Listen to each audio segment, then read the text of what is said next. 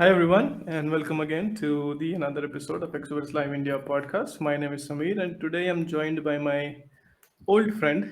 As we go back, how long do we go back, Ashwin? Was it like since 12 engineering? years, 12, 15 years, roughly, I think. Yes, Yeah, yeah, since we even were like before 15. engineering. Yeah, before engineering.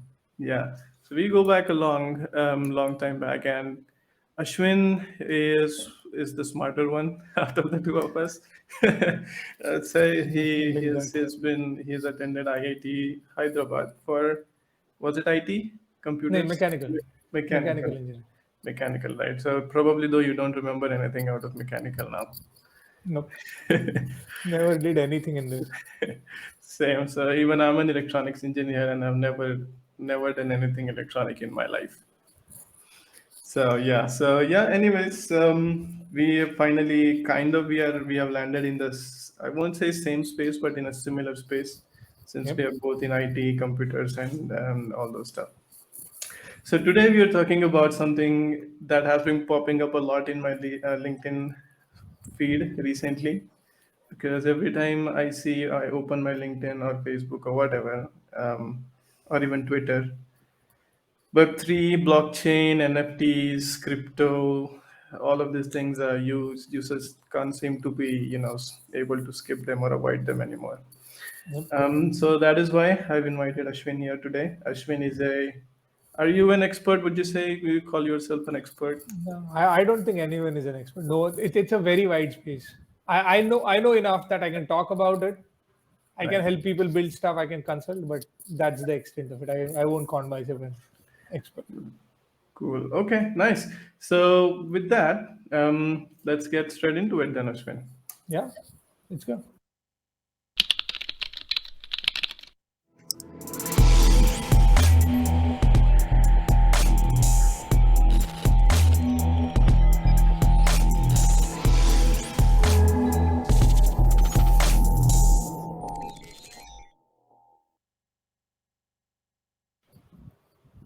Cool. Let's start with for the uninitiated, including myself, to know what Web3 is. So let's start with what is Web3, and is it so? Since you just said that it's a vast area. Um, Yep. does that mean that it's a combination of several technologies, or it's a suite of technologies, or is Web3 just a standalone technology on its own? See, honestly, Web3 is not defined yet. Like it's like the you probably if you talk to 10 different people, you'll get 7 or 8 different definitions of what Web3 is. But the agreed upon term, like by most people, is Web3 is the next evolution of the internet as we know it. Like Web 1 was probably the static internet where everything was created by the company, one way pushed out to people, and it kind of democratized information for people. That was Web 1. That was the initial version of internet. Web 2 was more about where it was a two-way street. People created content, people created stuff, companies created stuff, people interacted it. They kind of democratized creation. That was what happened in Web 2. Web 3 is like the next level of or like next iteration of the same thing, wherein you just in the Web 2 world, the biggest challenge was, even though you create the content, it is a creator's economy. The content is not owned by you. You have your data, you have your content on Instagram, you can't just take it and put it on a different platform. It's Right. like you can't take all the likes, you can't take all the followers and transfer them. So even though it was your content, your stuff, company owned it. Web3 is more of a democratization of ownership, where it takes this out, takes that ownership and gives it back to you. And then there are multiple ways of, say, like building on top of it. Coming back to what you said, the question, it is a to the core of it, there are majorly two things that constitute Web3 for me, which is blockchain and smart contracts. Those are the two core technologies on top of which everything is built. You'll see a lot of things then. There are currencies, there are NFTs, there are DeFi protocols, there are metaverses. All of that technically comes under Web3. That's why I say it is very wide. But at the core of it, it is these two technologies which are enabling all of it. It's like where internet enabled everything. It's like these two are enabling the next version of the internet. Right. So it's strictly not wrong to say that it's a stack of technologies or several technologies working together. Yes, yes, I would say so. It's not wrong to say that. Yeah. So when I first heard of Web3 or read about Web3, um, now I personally am not. So do I have to be a developer, or do what kind of personality or persona do I have to be more interested about Web3? See, so the challenge with this space is 80% people in this space are developers. And it's like when everything in an industry or in a vertical is run by developers, built by developers, for developers, for someone who doesn't understand their language, it is very difficult to get in.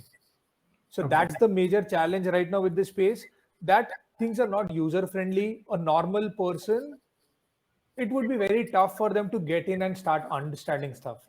So it's not necessarily ki the industry is built in a way where anyone and everyone can't get in.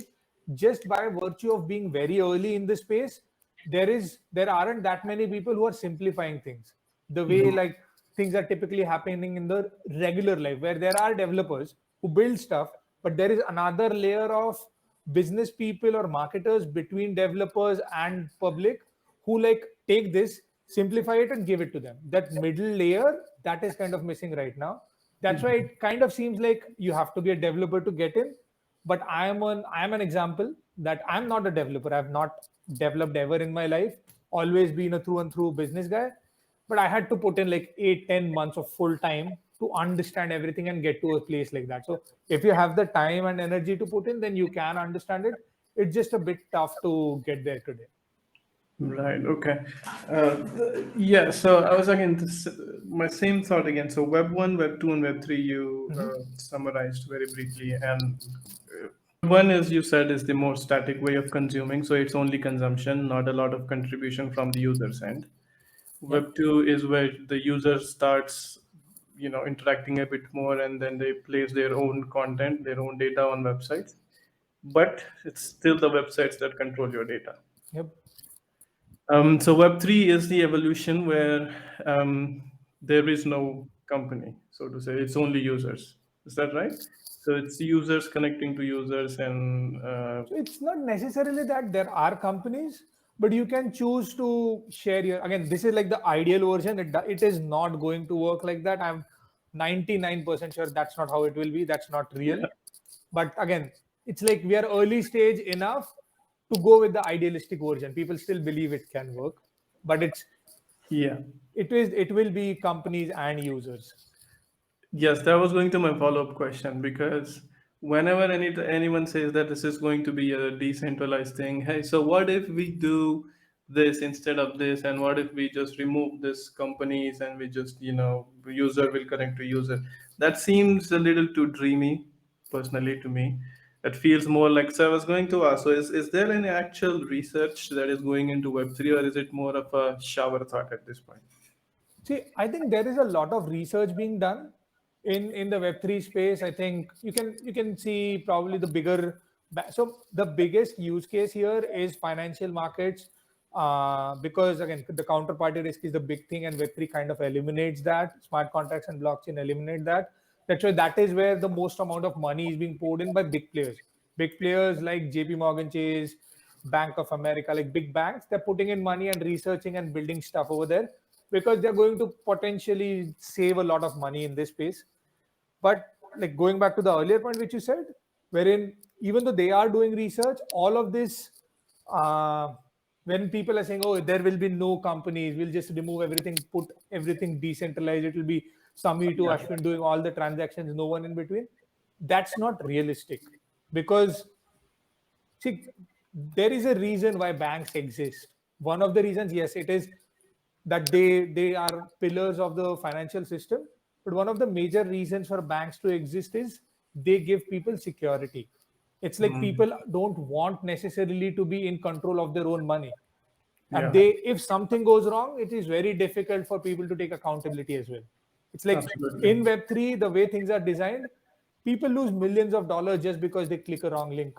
And the world is not ready for that. You literally have to change thought process of 7.2 billion people, which is not realistic in my opinion. Not possible. Yeah. It's not only not realistic, it's I think simply not possible. I would say so. I would Yeah. agree. Yeah. I was going to say the same. So internet itself is also not decentralized. Yep. Right? Because there are companies who now this may come out as a shock to some, but there are some companies that are actually in charge of running internet Yep. today. Because if it was a truly you know decentralized network, it would be my computer connected to Ashwin's computer, and then Ashwin's connected to Bill Gates' computer, Yep. and whatever. But that is not how that works. Yes. So internet itself is not decentralized. So anything that will run or work through internet, I think by default would mean that it cannot be decentralized. Yep. So decentralization again, it's the buzzword. It's like how metaverse has been the buzzword since Facebook changed its name. Decentralization is that buzzword. It does solve certain problems, but it's not like everything is going to go decentralized suddenly tomorrow. Yeah. So, what, in your opinion, is the sudden rise of Web3? Why are people nowadays are more attracted towards Web3, or why are they investing? Why are they thinking about Web3? See, there are two parts to that question, in my opinion, at least. One is the business part, and one is the like general public part. General public part, probably you know this answer, everyone knows this answer. It's about the money. 90 to 95% people in this space are in it for the money. They have seen stories where people put in like 100,000, like 1,000 rupees or 2,000 rupees into Dogecoin, into Shiba Inu, and they've made like lakhs of rupees. And that's what brings most people in. Are So those that realistic? Are those see stories realistic? Is that that really? is like winning a lottery. Yes, that is real. But you like there are 100 like let's say there are like 10 lakh people who are buying a lottery ticket. One of them wins a crore. Mhm. So I know of people who have done that, who have gotten so much money. But the challenge is media doesn't cover what happens after that. Right. Even if in the world there are like let's say 1 lakh people across the world who have made that kind of money, out of those 1 lakh, minimum 95,000 people have lost all of it, because it takes a it takes a lot of planning and strategy to make sure you keep that money. So, and the way like companies are built right now, like not proper companies but like the kind of people who want to make money, they also project it like that. They are like, we are the next Dogecoin, we are the next Shiba Inu, and then Yeah. that brings in more investors who are like, yes, I want to get in because my friend or my friend's friend made like 100 lakh rupees or like Yeah. whatever. So that's like 95% people in the space are for that. So that has been the major reason for rise of Web3 and crypto as a buzzword in the world. Another reason is from the business perspective, there are genuine applications being built. So a lot of, again, as I said, financial sector has genuine applications being built on this space, which kind of helps their business long term, big picture. Similarly, in other sectors, something like carbon is something like carbon credits, that is a very complicated space, and people are building applications in there. So from a business perspective, wherever there is like a trusted middle party which they don't want to have, those are the places where Web3 is kind of being adopted much higher rate compared to other industries or other sectors. Yeah.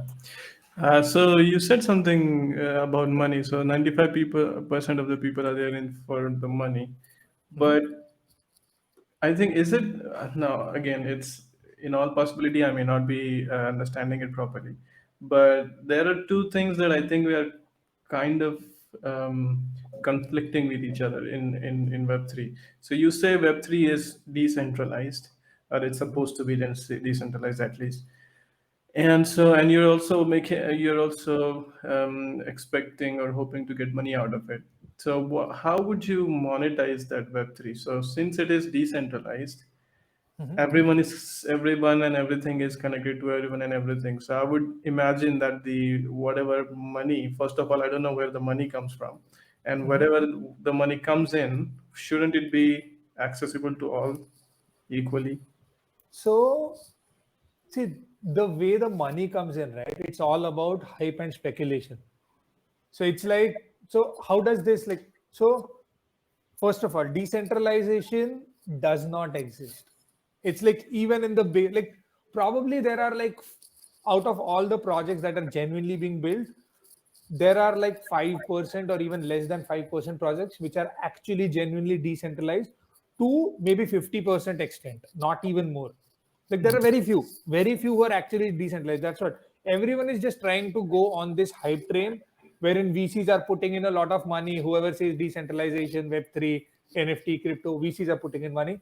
People are just putting that on their pitch deck to raise money. And then like to make money, another way is like all of these tokens that come in or NFTs that come in, people assume that they will be able to buy the next big thing which will go up in price. And that's where like these companies which are centralized entities owned by like three people like you and me, four people like you and me, sitting there making a plan, if we will sell something like this, they sell it and they take the money and run away. That is like a typical crypto scam. But 95% of the stuff that happens in this space is not decentralized. It's owned by a set of people. But again, that doesn't go well with the media. That's why the narrative is not that. Right, of course. But when you say media, what kind of sub media do you mean? So media, what do I mean by the media is basically the Web3 or crypto media. Like we have the CNBCs and the Fox News of the world, like Aaj Taks of the world. The That mainstream media, like news mainstream channel. media in this space. Okay, cool.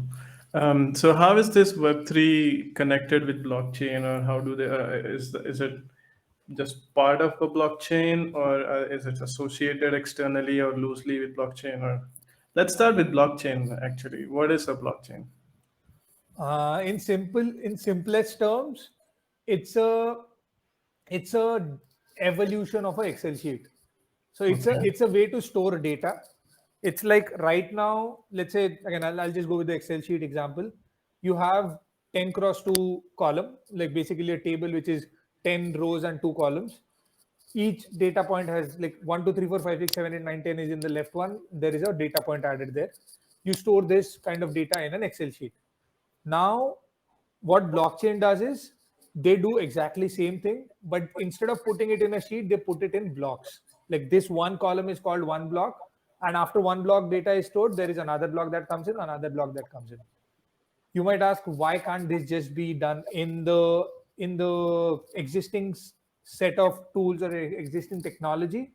The reasoning is in the current set you can edit whatever you want, and you probably won't have the history visible to you what data was added, changed, or edited. In a blockchain, the thing is all of these blocks are added one after the other, and once it is added to the chain, it cannot be edited.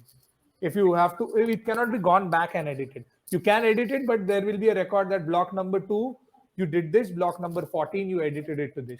So that record keeping is the whole major point of blockchain, that it cannot be edited once it is put in. And it's like Okay. blockchain core of it is a better version of Excel sheet where you store data. That is like extreme simplification that I can go for. Right. Perfect. That makes perfect sense to me. Cool. So if I were to start learning, or just can I, is Web3 investable today? Can I invest in Web3? Honestly, it is investable, but not for everyone. You genuinely have to understand what is happening. Because as I said, 95% people are in it for the money on the retail side, on the investor side. That's why 95% projects are in it to just loot these people and make money and run away. So Right. you can invest in the space, but you just have to understand and find the relevant projects which, according to you, according to maybe experts, can live for 5 to 10 years. That is the only horizon I look at. I didn't start that way, but that is the horizon I look at today. That if this project, if this business will be alive in 5 years, in my opinion, then only it is investable. Right. So you are saying proceed, but with caution. Yes, Cool. a lot Um, of caution. a lot of it, yes, because online scams are not new, especially to people who are not very familiar with how things work. Yep.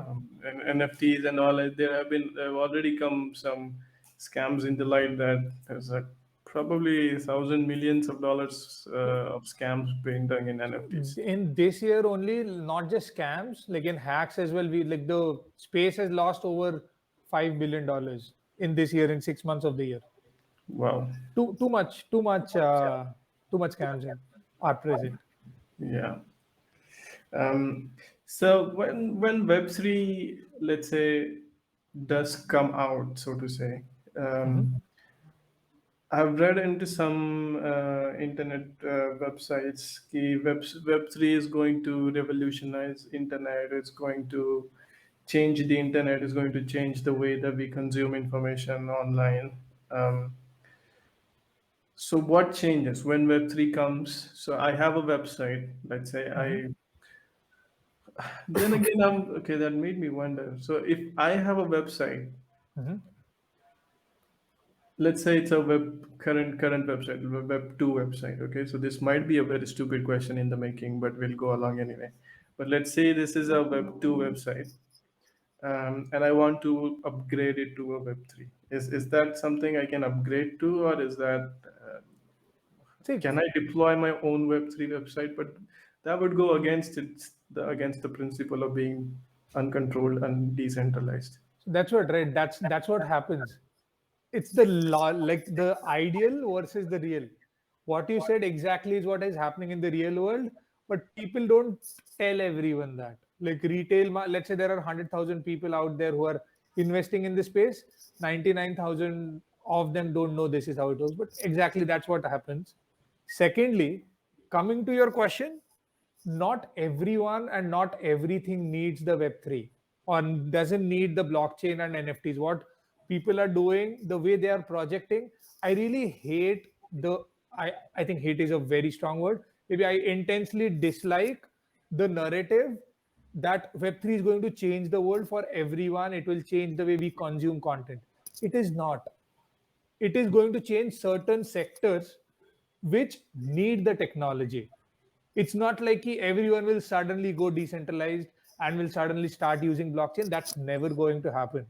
Like my simplest way of explaining to people is today your and my dad and mom, they use JavaScript. They don't know what JavaScript is, but they use it in a WhatsApp. They use Yeah, it in every app. right. Tomorrow, like my vision for 7 years down the line is 25 to 30% of the world will use blockchain and smart contracts exactly the same way. They won't know it. Like probably you are investing in a brokerage firm, exactly the same UI we have on Zero the Kite, same things will be there on the front end, back end execution will be different. Be We different. won't know it. So as people, not everything needs Web3 development, not everything needs to move to Web3. Wherever it is needed, it will happen by default because it is a better technology. It will save businesses money. It will either make things cheaper, faster, or more comfortable or Right. easier. So as an end user, as a consumer, you would hardly notice any difference. That's my thesis for now, at least. Ideally, that is how it should happen, but again, ideals don't work. That makes me wonder. We keep saying ideally this is how it should happen. So whose ideas are these? Is this who came up with this idea? So it's like it's industry wide. When I say ideally, this is what as a Web3 society, as a Web3 community across the world, people agree on. So it's like who came up with it? No one knows, honestly. It might be Elon Musk, it might be like someone like Jack Dorsey who came up with them, might be that influential person, or it might be a small developer sitting in a remote part of like Ukraine who came up with it and people picked it up and then it became like a global phenomenon. So no one knows where it came from, but ideally is like a generally accepted kind of a thing. Right. And when did this started? Being talked about or being discussed as a viable technology. Web3 or Web blockchain? three. Web See, three. Web3, again, as we say, Web3 is a set of technologies working together. The term Web3 probably came in the last 2 years, like 2020 and 21, where the markets were going way high. Probably 21 is the major part when the term came in. The underlying technology, the the core point of starting it was 2009, when the creator of Bitcoin wrote his white paper. Because the reasoning there is, the technology was not new. Like, there are two major parts there. One is the blockchain technology, one is the consensus mechanisms, which is basically how people agree that this is how it should work, or this is like a valid transaction, valid data point to be added to the chain. So those two technologies have existed for a long time. He just built a model in which it can be used in real world as a monetary system, and that is kind of the inception point of what Web3 stands for, what Web3 is going to be, and things like that. So, are there any applications, or is there a place or something that I can go and see? Okay, this is how Web3 looks like, or are there any real resources today that are built on Web3? Uh, if you ask me for usage of normal people, now what I mean by normal people is like you and me, the way we use stuff in our daily lives, I would say no. There are no apps that are that ready, wherein anyone without the knowledge of using technology, Web3 technology, can use it. None of the apps are that ready. But having said that, there are certain apps which genuinely help people in a day-to-day basis, but they have to have the experience, understanding of how this works. Like for example, like there is a NFT based restaurant in New York, wherein if you buy their NFT, then it's like a Soho House, which is like a exclusive club. If you have the NFT, then only you can go in and sit and like dine at that restaurant, and all like celebrities and stuff come in there. So that is like a real world application, but my mom can't do it. So it's not That's what ready. I'm going to say. That is, well, it's I would say, quote unquote real world application, but it's not that realistic, is it? So that's what real world, normal general public using it, we are probably 3 years away from it. So it's more for the geeks and early adopters right now. It's like you first spend 2 months learning the technology, then you can use it wherever you want to use it, into Yeah. the like small like Itusa world of whatever is being built. Yeah. So, is there an actual need for Web3 today? Is it addressing any problems, or is it just why not do it? We if we can do it, it's kind of that thing. So majority of it is, or like majority of the projects that are being built, it is like, why, like everyone is doing it, let's do it, make some money, try to make some money. Majority, when I say majority, again I go beyond 90% of the stuff. That's what it is. But there are genuine needs, there are genuine problems being solved. So for example, I'll give you like a couple of examples. Like for example, JP Morgan Chase and the banks, what they are doing is they are using the blockchain technology, smart contract technology, to eliminate the counterparty risk. Counterparty risk is the middleman between, like, you are one bank, I am one bank. But the way they work is there is one person sitting, or one company sitting between both of us, which makes sure the contract is executed. But if the middle guy runs away with the money, it's lost for both of us. So they are trying to solve this using blockchain and smart contracts. Smart contracts eliminates the middle guy. Blockchain makes sure that every financial transaction that happens is logged in and it stays forever. So financial technology, or Wall Street, Dalal Street in India, things like that is where there is a genuine application of things like of the Web3 technology tool stack, I would say. Another thing which I'm currently building with like for a hackathon is um, validation of softwares. Like piracy is a big deal. There are 3 4 major ways how people do the piracy. So what we are doing is we're trying to build a blockchain plus NFT enabled technology, wherein that piracy of softwares like Windows, like Microsoft Excel, can be reduced. That is potentially $1 billion additional revenue for a company like that. Yeah. So things like that can be built, but most of them are not that yet. There is a need, but not that big yet, I would say. Okay. So when people start working on Web3, or when they, let's say, I am developing Web3, let's say, okay, and I make real strides into, I introduce new features, so to say. How do I convey it out to the world? Is it open source, or do I get to keep my progress to myself, and I can release my own version of Web3 and you can have your own version of Web3? Or because that's what the decentralization again means, right? I know I keep going back to the decentralization concept, but that is, I think that is the highlight, that is the focus, the main USP for this, or at least main pitching point for this technology, is that okay, it's decentralized, so don't worry, there's nobody's going to interfere in your business. So I think that in itself is not the whole picture. It's like one part of the picture wherein decentralization is the main focus. In my opinion, there are two parts to it. One is the decentralization, which is the blockchain, but second part to it is the smart contracts, wherein there is no middleman to execute a certain product or certain set of rules that are to be built. Going back to what you said, so Web3 is just a concept, and as I said, it's like it's not even a concrete concept. It will be in like 3 to 5 years into the future. So what I would say is, you can build an app, you can release it to the world. If you want to make the code open source, you can. If you don't want to make it open source, it is up to you. So it's just a tool stack which will help you solve the problem. Though rather than looking at it as like the world is doing this, by the way, but what everyone is doing is they're looking at it as like a big thing. It's not that. It's just an additional pen in your toolkit. It's just an additional set of technologies which are now available to people. If you need to use it, you use it. If you don't need to use it, if you can solve something with Python and JavaScript, do that. Why do you need the Web3 stack? Why do you need blockchain and smart contract? If you don't need it, you don't have to use it.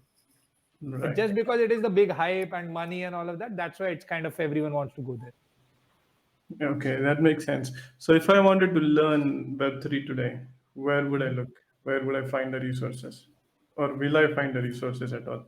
You'll find the resources. You personally would be able to learn because you are in the space, you are from a development background, but for general public it might be much more difficult. So the way to go about it, I would say, is understand how blockchain works. Just finding videos, googling. There aren't any big websites that I know of which do this very well. I know a couple which might, like, there is something called as build space. It kind of helps builders to understand things, so you can have a look at them. But majorly understand how blockchain works and how smart contracts work. That is like the core of understanding what happens in this space. Once you understand that, then it depends what do you want to, what is the problem you're solving, because then it becomes wide. It's like a flow chart with two at top, then like 20 in here, and then there is a lot of khichdi and a lot of intersection. So once you understand blockchain and smart contract, how those technologies work, after that you can go into decentralized finance, NFTs, layer one, layer two blockchains, a lot of different things. Like, what else? Metaverses, that is another vertical. Then you can dive deep into any of the verticals, read about what projects are building there, how do they do it, read their white papers. That's like a very painful process for someone who doesn't necessarily That doesn't understand understand. Yeah. tech. Yeah. Yeah. And so, say for a student in the future, let's say the first year students today of IT and computers, is there, can they think of this Web3 as a career option, or is there going to be job postings, job listings for, let's say, Web3 developers? So honestly, there right now there is a lot of job listings. I obviously I am not a, can't see, no one can see the future, but my understanding is there is going to be a lot of demand. Probably if there is a big recession in the next 1 year, it might go down. But if you look at a first year student, which is a very good time frame you have given them, which is they have 3 years. If they have 3 years, probably what I would suggest them is start learning the technology, start learning the development, and just keep shipping products. Like, as part of, whenever you have time, just build a couple of products, put it out there, see how it works, because there is definitely going to be a need for people. As of today, the supply side is much lower than the demand. Like, if you are a good developer, if you're a decently good developer in the Web3 space, you can easily get like 70, 80 to 100K US dollars, which is like 64 to 80 lakhs, 70 lakhs a year, roughly. Yeah, that's why while staying in the US. That's the US No, as that's staying in India. okay. So like I know of people who are willing to pay if you're good. Again, that is the term, like you have Correct. to pass their criteria, but staying in India you can make that. In the US you'll make like 150 to 200K because Okay. the cost of living and stuff is higher there. So what companies are hiring So for this? these are majorly companies who are core building in this space. It's not like a JP Morgan is hiring, or even if they are, like there are companies like Amazon is hiring, Google is hiring, like Bank of America is hiring, Citibank is hiring, but they are more of a leadership roles that they are hiring for, wherein you have like 20 years experience in Web 2 and like 5 years in Web 3, and then we'll hire you as like lead product of blah blah product, something like that. Just to So architect the product. sorry. Just to architect the product, not Yes. build the product. Yes. So like bigger companies are at very early stage in this. Majorly like these jobs which I'm talking about, it's majorly for like smaller companies like startups. Like we it's probably like in 2009 working at a Flipkart. It would be that scale of companies that would be hiring for in the Web3 space right now. Okay, cool, interesting. Um, Awesome. Unless Ashwin, you have anything more to add to this? I mean, I do have loads of questions still, but we are towards the end of the session, the end of the podcast today. Unless you want to add anything very interesting, or tell us a quick, interesting story about your experience in this space. So I think there are a lot of stuff. See, one thing which I can tell you, which probably would help everyone is not trusting people. It's kind of true for life. That's a life lesson. Yeah. Yeah, but in this space, it's very difficult to find someone genuinely good who genuinely wants to help, and that's why kind of try to do that because I've never found anyone. It has been a very tough road for me to learn. So it's like if something doesn't feel right, it isn't. It there is no probably isn't. It is not right in this space. If something is way good to be true, then it isn't true. Not true. Yeah. That is like the bottom line in this space. If someone is paying you $200,000 sitting in India to develop, there is a catch. Don't think you are that great that they're paying you sitting in the country. If they're paying you, there is probably a big catch. Just try to figure that part out. So something is way good to be true, then it isn't true. That is like the bottom line I would give. Absolutely. Awesome. Thank you so much, Ashwin. Thanks a lot for spending your time here today. Maybe next time we'll take a deeper dive into, I don't know, cryptocurrencies. That sounds Yeah, good. yeah, There's a that lot would of, work. yeah, there is also cryptos are also in like hot in the market right now, very hot. They were right now. That's Way actually down. true. They I'm were, not but that interested anymore. not as much anymore. Yeah, I personally, I did invest some. I was it was experimental amount of money that I could bear even if I lost it. So I'm mainly I've been losing it so far. Um, so That's I okay. did buy some Bitcoin. I bought some. I think what else? Ethereum, something I don't even remember now. Was quite a long ago. But no, I didn't win the lottery like you said. I'm one of the 95% of people who not only didn't get anything, you didn't even get their money back. So I've lost my money. I think we are in the same boat. It's just that in this space, it's more about staying like with investments like Bitcoin and ETH. It's about just staying in as long as you can so that you don't lose. It's like in 5 years time. Like this is something which I'd put out on LinkedIn as well. Ethereum and Bitcoin. If I have to bet my house on, if I have a gun to my head and I have to bet my house on something in crypto, those are the only two things I would put money in. Because if this technology works, if this technology lives in 5 years, which I'm very sure of, then I can 95% be sure that Bitcoin and Ethereum lives. I Will can't say that definitely. about anything else, but Yeah. these two have the potential to stay that long. So those are like pretty good investments.